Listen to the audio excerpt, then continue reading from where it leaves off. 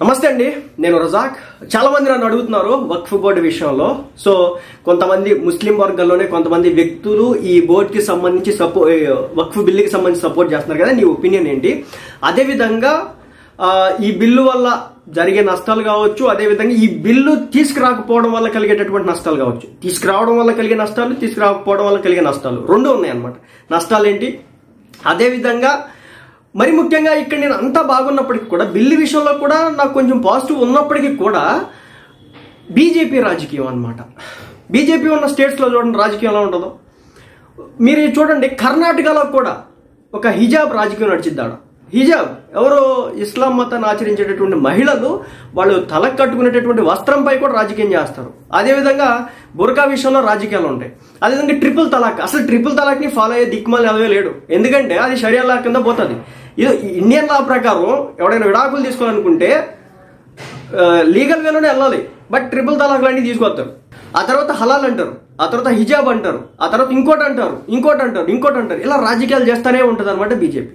So కాబట్టే నమ్మకం లేదు ఈరోజు ముస్లిం కమ్యూనిటీలో ఈ బిల్లు తీసుకురావడంపై. అంతేగాని అసలు ట్రాన్స్పరెన్సీగా వచ్చేటటువంటి లాభాలు ఏంటో కూడా ఈ వీడియోలో నేను చెప్తాను.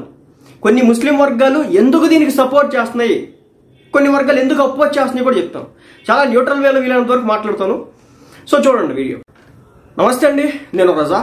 ఈ వక్ఫ్ బోర్డు ఏదైతే ఉందో ఇది ఎంత సెన్సేషన్ క్రియేట్ చేసిందో మనందరూ కూడా తెలిసిందే. మరి ముఖ్యంగా ముస్లిం వర్గాల్లో అయితే కనుక రోడ్లెక్కి చివరాఖరికి హత్యలు ఆత్మహత్యలు చేసుకునే స్టేజ్ వరకు వెళ్ళినటువంటి పరిస్థితి. అయితే ఏంటంటే ముస్లిం కమ్యూనిటీలోనే కొన్ని వర్గాల వారు ఈ బిల్లుని వాళ్ళు యాక్సెప్ట్ చేస్తున్నారు. ఏకంగా ప్రధానమంత్రి నరేంద్ర మోడీ గారిని కలిసి తప్పనిసరిగా మీరు ఈ బిల్లు ఇంప్లిమెంట్ చేయాల్సిందే అని చెప్పినట్లుగా నరేంద్ర మోడీ గారితో బోరా ముస్లిం కమ్యూనిటీకి సంబంధించినటువంటి వ్యక్తులు కలిసినటువంటి వీడియోలు ఇప్పుడు సోషల్ మీడియాలో వైరల్ అవుతున్నాయి. అదేవిధంగా ముస్లిం వర్గాలన్నీ కూడా ఈ బిల్లుకి ఏదో సపోర్ట్ చేస్తున్నాయి అన్నట్లుగా కొన్ని వీడియోలు అయితే నిన్నటి నుంచి సర్క్యులేట్ అవుతున్న పరిస్థితి. అసలు నిజాలు ఏంటో చెప్తాను. ముఖ్యంగా ఏంటంటే ఈ వక్ఫ్ బోర్డు విషయంలో భయపడుతుంది ఏంటంటే ఎప్పటి నుంచో ఈ కొన్ని మార్గాల ద్వారా వక్ఫ్ బోర్డుకి ఆస్తులు ఇవ్వడం జరిగింది. ఒకటి ఏంటంటే దస్తావేజులు తీసుకెళ్లిపోయి ఇదిగోండి నేను అల్లాకి ఇచ్చేస్తున్నా అని చెప్పేసి. ఇంకొక మార్గం ఏంటంటే ఓవరాల్ గా చెప్తారన్నమాట. ఇంకో 2 మార్గాలు అయితే ఉన్నాయన్నమాట. సో ఈ ఓవరాల్ గా చెప్పేది, నోటితో చెప్పి ఈ ఆస్తిని నేను దైవానికి ఇచ్చేస్తున్నా అని చెప్పేసి ఏదైతే ఉంటుందో ఇక్కడ కొన్ని కాన్ఫ్లిక్ట్స్ అయితే వస్తాయి అన్నమాట. ఎందుకంటే అదే విధంగా ఇంకొక విషయం కూడా ఉంది ఇక్కడ. ఏమంటే అది ఎప్పటి నుంచో గత 100 సంవత్సరాలుగా ఉన్నటువంటి ఆస్తుల విషయంలో కూడా కొన్ని కాన్ఫ్లిక్ట్స్ అయితే ఉన్నాయన్నమాట వక్ఫ్ బోర్డ్స్ ఈ విషయంలో. ఈ బోరా ముస్లిం కమ్యూనిటీకి సంబంధించినటువంటి వ్యక్తులకి కూడా వాళ్ళ ఆస్తుల్ని వక్ఫ్ బోర్డు తీసుకుంది. సో కాబట్టి మేము ఈ బిల్లుకి మద్దతు ఇస్తున్నాం, దీంట్లో ట్రాన్స్పరెన్సీ అని చెప్పేసి వీళ్ళు మాట్లాడడం అయితే జరుగుతుంది అన్నట్లుగా ఆ వీడియో యొక్క ఉద్దేశం. అయితే నేను చెప్తాను, ఇక్కడ ముస్లిం కమ్యూనిటీ ముఖ్యంగా భయపడే కొన్ని విషయాలు అయితే ఉన్నాయి. సో మనందరికి కూడా తెలిసిందే, ముఖ్యంగా మన దేశానికి సంబంధించి డిఫెన్స్ కావచ్చు, అంటే ఆర్మీకి మిలిటరీకి కావచ్చు, ఆ తర్వాత రైల్వే కావచ్చు, ఆ తర్వాత వక్ఫ్ బోర్డు దగ్గరే దాదాపు 9 లక్షల పైగా ఎకరాల భూమి అయితే ఉందన్నమాట. అంటే ఇంత భూమి ఉంచుకొని నాకు కూడా ఈరోజు ఒక డౌట్ ఉంది. ఈ వక్ఫ్ బోర్డు ట్రాన్స్పరెన్సీ విషయంలో కొన్ని తీసుకొచ్చిన సంస్కరణలు ఆహ్వానించవచ్చు, బట్ అన్ని అని చెప్పలేం. ఈ ముస్లిం కమ్యూనిటీకి సంబంధించిన బోర్డులోకి హిందువుల్ని తీసుకొస్తారు అని చెప్పేసి. సో ఇది ఇచ్చేది ఎవరు? ఇస్లాంని ఎవరైతే ఆచరిస్తారో వాళ్ళు మాత్రమే వాళ్ళ సొంత ఆస్తుల్ని దేవుడికి ఇచ్చుకోవడం అయితే జరిగింది అనమాట. అంతే తప్ప ప్రపంచం మొత్తానికి కాదు. సో ఇక్కడ ఇదొకటి. రెండోది ఏంటంటే గత కొన్ని ఏళ్లుగా ఒక మసీద్ ఆ ప్రాంతంలో ఉంటే దానికి ఏదైనా కాగితాలు లేకపోతే కనుక, దస్తావేజీలు లేకపోతే కనుక అవన్నీ కూడా ఇప్పుడు పోవడానికి అయితే అవకాశం ఉందనేది భయపడుతున్నటువంటి విషయం. ఎందుకంటే కొన్ని సంవత్సరాల పాటు ఒక భూమిలో ఒక వ్యక్తి ఉన్నాడంటే ఆటోమేటిక్గా ఆ భూమి ఒక 15 ఏళ్ళు 20 ఏళ్ళు అంత ఉంటుంది అనమాట కాల పరిమితి. ఆ తర్వాత వాళ్ళు అవుతుంది అనుకుంటా ఆ భూమి. సో అదే మాదిరి కొన్ని సంవత్సరాలు, 100 సంవత్సరాల దగ్గర నుంచి ఆ భూమిలో ఒక మసీద్ ఉండొచ్చు, లేకపోతే ఒక ఈద్గా ఒక ప్రాంతం ఉండొచ్చు, లేదా ప్రార్థనా ప్రాంతం ఉండొచ్చు, లేదంటే కబర్స్థాన్ ఉండొచ్చు, ఇంకేదైనా ఉండొచ్చు. వాటికి దస్తావేజీలు లేకపోతే లాక్కుంటారు అనే ఒక భయం అయితే ఉందన్నమాట. ఇక్కడ ముఖ్యమైన విషయం ఏంటంటే నాన్ ముస్లిమ్స్ని ఏ విధంగా ఈ బోర్డులోకి తీసుకొస్తారు. సుప్రీంకోర్టు కూడా కొన్ని సెన్సేషనల్ కామెంట్స్ చేసిందన్నమాట. దీంతో ఈరోజు కేంద్ర ప్రభుత్వం కూడా వెనక్కి తగ్గినటువంటి పరిస్థితి. బట్ నేను చెప్పేది ఏంటంటే ట్రాన్స్పరెన్సీ తీసుకురావడం కరెక్టే, కానీ ఇక్కడ తీసుకొస్తున్నటువంటి విధానం ఏదైతే ఉందో ఇది కంప్లీట్గా ముస్లిం చేతుల్లో నుంచి లాక్కున్నట్టుగా కనిపించిన పరిస్థితి. దాంతో రోడ్లు ఎక్కినారు. వెస్ట్ బెంగాల్లో ఏం జరుగుతుందో మనంతా కూడా చూస్తున్నాం. అదేవిధంగా దేశంలో నిరసనలు కూడా మనం చూస్తున్నాం. కానీ ఇంకో వైపు నుంచి క్వశ్చన్ చేస్తున్నటువంటి విషయం ఏంటంటే, ఈ వక్ఫ్ బోర్డు వల్ల ఎంతమంది ముస్లిం కమ్యూనిటీలో పేదలు పైకి తీసుకురాబడ్డారని చెప్పేసి ఒక క్వశ్చన్ అయితే తీసుకొచ్చినారు. నిజం నాకు తెలిసినంత వరకు కూడా ఇస్లాం ఆచరించేటటువంటి వ్యక్తులకి వక్ఫ్ బోర్డు ద్వారా ఎన్ని లక్షల మందికి ఎంత లాభం జరిగిందో నాకు ఈ రోజు కూడా తెలియదు అన్నమాట. మరి జమాత్కు వచ్చేటటువంటి వ్యక్తులకు ఎవరైనా ఏదైనా సాయం చేస్తారో, లేదంటే పేద ముస్లిం కమ్యూనిటీలో ఉన్నటువంటి వారికి ఎంతమందికి ఇళ్లు కట్టించినారో, వాకిళ్లు పెట్టినారో, లేదంటే హాస్పిటల్స్ కట్టినారో, మసీదులు అయితే కట్టినారు, అది మాట వాస్తవం. అదేవిధంగా మన చనిపోయినటువంటి ప్లేస్ పాతి పెడతాం కదా, సో దానికి సంబంధించి స్థలాలు అయితే ఉన్నాయన్నమాట.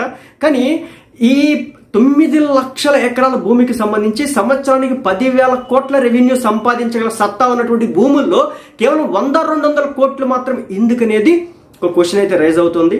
బట్ బీజేపీ తీసుకొస్తున్నటువంటి ఈ బిల్ ఏదైతే ఉందో పేరుకి ట్రాన్స్పరెంట్ గా కనిపిస్తున్నా, కానీ ముస్లిం సమాజం దగ్గర నుంచి ఉన్నటువంటి భూమి ఆల్మోస్ట్ సగం వరకు లాగడానికి అయితే అవకాశం ఉందనేది వీళ్ళు భయపడుతున్న మాట.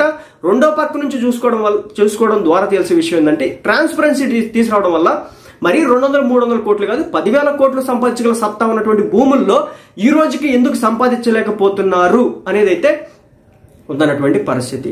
సో ఏదేమైనప్పటికీ కూడా ముస్లిం ఎలాగైతే హిందువుల్లో కొన్ని వర్గాలు ఏవైతే ఉంటాయో, అందరూ హిందువులైనప్పటికీ వర్గాలు ఏవైతే ఉంటాయో, అదేవిధంగా ముస్లింలు అందరూ అయినప్పటికీ కూడా వీళ్ళు అల్లాని ప్రార్థిస్తున్నప్పటికీ కూడా బట్ కొన్ని వర్గాలు అయితే ఉంటే, ఈ వర్గాల్లో కింద లేయర్ వర్గాలు ఏవైతే ఉన్నాయో వీళ్ళకి అసలు ఫలాలే అందడం లేదు అనేది ఫైనల్ గా వస్తున్నటువంటి మాట. ఏదేమైనప్పటికీ కూడా ఈ ట్రాన్స్పరెన్సీ విషయంలో నేను చెప్పేది ఏంటంటే, దీంట్లోకి నాన్ ముస్లిమ్స్ ని, ముస్లిం కానటువంటి ఇతర వర్గాలని ఇంక్లూడ్ చేయడం కరెక్ట్ కాదనేది నా వాదన కూడా.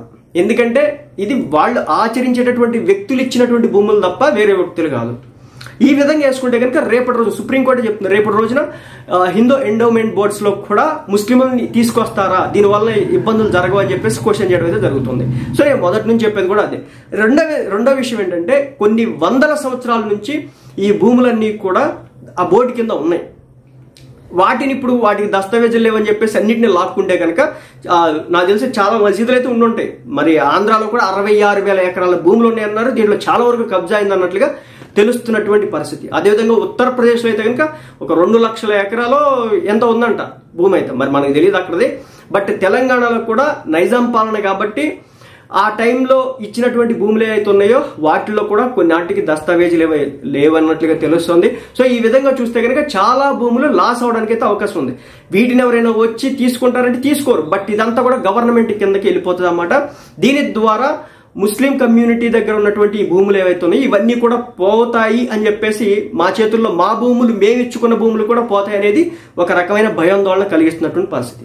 ఏదేమైనప్పటికీ కూడా ఒక ట్రాన్స్పరెన్సీ అనేది తీసుకురావడం కరెక్టే, బట్ అలా అని చెప్పేసి ఇష్టం వచ్చినట్టుగా మేము లాక్కుంటామంటే కూడా ఇలాంటి ఘర్షణ జరిగేదానికి అవకాశం ఉంది. బట్ ఈ విషయాన్ని పీస్ఫుల్ గా తీసుకెళ్లడంలో బీజేపీ ప్రభుత్వం ఏదైతే ఉందో, కేంద్ర ప్రభుత్వం ఏదైతే ఉందో, నాకు తెలిసి అలాంటి అడుగులైతే ఎక్కడ కూడా స్పష్టంగా కనిపించలేదు.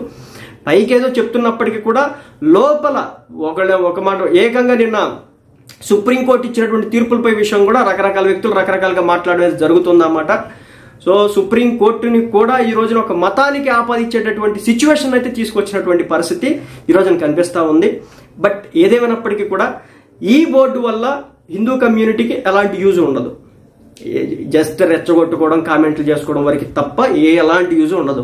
బట్ ఈ భూములు అనేది ముస్లిం సమాజం దగ్గర నుంచి దూరం అయితే కనుక మాకు కొంచెం నష్టం జరిగింది అనేది వీళ్ళు చెప్పేటటువంటి మాట. రెండోది ఏంటంటే, ఈ వక్ఫ్ బోర్డు వల్ల ఇప్పుడు 30 కోట్ల మంది జనాభా ఉంది. మరి ఈ ఇన్ని కోట్ల మంది జనాభాలో ఎంతమందికి వీళ్ళు అండగా నిలబడ్డారు, ఎంతమందికి ఫుడ్ పెట్టినారు, ఎంతమంది ఇప్పుడు ముస్లిం సమాజంలో చాలా మంది లేని స్టేజ్లో ఉన్నారు. కానీ సంవత్సరానికి 10,000 కోట్ల ఆదాయం కేవలం ఈ భూముల ద్వారా మనం సంపాదించగలిగితే కనుక ఒక 10-15 సంవత్సరాల్లోనే ఆల్మోస్ట్ ఇస్లాంని ఆచరించేటటువంటి ఇండియన్ ముస్లిం కమ్యూనిటీ ఏదైతే ఉందో వీళ్ళందరూ కూడా దీన స్థితిలో అయితే ఉంటారు. నాకు తెలిసి లెక్క ప్రకారం గత సంవత్సరాల నుంచి ఈ విధంగా చేసి ఉండి ఒక మంచి ట్రాన్స్పరెన్సీతో సంవత్సరానికి ఇన్ని వేల కోట్ల ఆదాయం చూపించి ముస్లిం కమ్యూనిటీకి సంబంధించి హాస్పిటల్స్, అది ముస్లింలకనే కాదు ఎవరికైనా ఒక చారిటీ ద్వారా హాస్పిటల్స్ పెట్టినా, లేదంటే ఇంకేదైనా పెట్టినా, విద్యాలయాలు కట్టినా అందరూ చదువుకునే విధంగా ఏర్పాట్లు చేసి ఉంటే కానీ ఈరోజు ఇలాంటి సిచ్యువేషన్ అయితే వచ్చేది కాదు. బట్ లోపాలు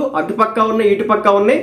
బట్ కొంతమంది దీన్ని నిజం చెప్పాలంటే కొంతమంది కబంధ హస్తాల్లో ఉందని కూడా కొంతమంది మాట్లాడేది జరుగుతుందన్నమాట. మరి ఆ కబంధ హస్తాలు ఏందో, ఆ కథ ఏందో కొంచెం తేలాల్సిన అవసరం అయితే ఉంది.